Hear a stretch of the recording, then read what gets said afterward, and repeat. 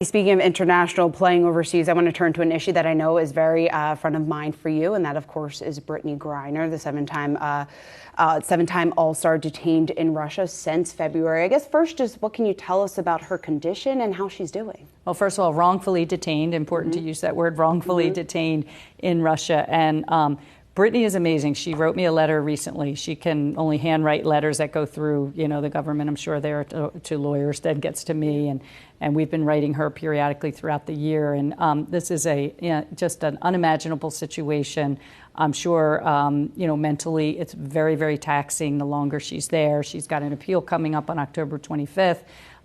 Which, we're pretty sure we know that the legal process there isn't not going to yield anything favorable to Brittney. So we've been talking with the State Department, the Special Presidential Envoy for Hostage Affairs, and everybody in the administration and they're all Brittney all the time. They're trying to find every different way to get her home safely first and as soon as possible second. So her 32nd birthday is tomorrow, and so we'll be making sure she knows we're remembering her as part of a social campaign around We Are BG and bringing Brittney home safely. So it's geopolitically complex. Yeah. So when you take these jobs, you never know how complex it'll be in situations, and this one's certainly one of the more complex situations I've dealt with.